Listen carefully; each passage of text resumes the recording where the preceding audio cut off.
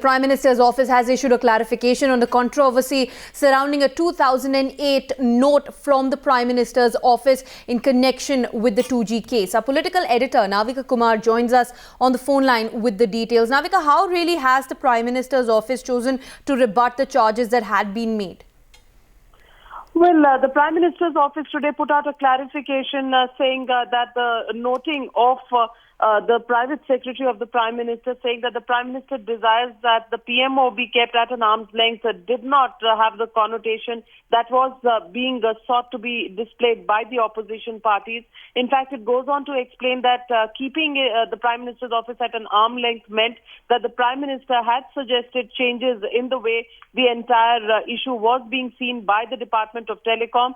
He wanted consultations to take place between the Telecom Regulatory Authority and the Department of Telecom and the new policy of how spectrum up to the new threshold level of the existing players and above that auctioning, how that should be really the new policy of the Department of Telecom. But given the fact that this policy framing was in the domain of the Telecom Regulatory Authority and the Telecom Ministry, he had stayed out of the policy making and in fact demanded that the Department of Telecom really get into the entire issue. Right. We must remember that politically the Prime Minister has clarified this situation because the Parliament session is beginning from tomorrow and the opposition has already made it clear that they will target the Prime Minister on this issue. Certainly, the strategy is being put in place just a day ahead of the monsoon session of the Parliament, Navika. But how really has the Prime Minister's office clarified on the use of the term arm's length, something that has been used by the opposition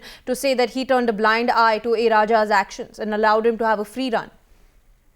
Well, the Prime Minister's office is trying to convey the point that the Prime Minister did not know and did not look away. That was not the meaning of keeping the Prime Minister at an arm's length. But really what it meant was that the Prime Minister would not interfere in the policy making which required to be actually captained by the Department of Telecommunications and taken forward with the Telecom Regulatory Authority and the players in the business, really, the private companies who were already in telecom wireless services. That is what his noting really meant. And that explanation really being put out by the Prime Minister's office, we'll have to wait and watch whether the opposition is satisfied with the explanation given by the Prime Minister's office, or we still have a battle royale in Parliament which begins from tomorrow.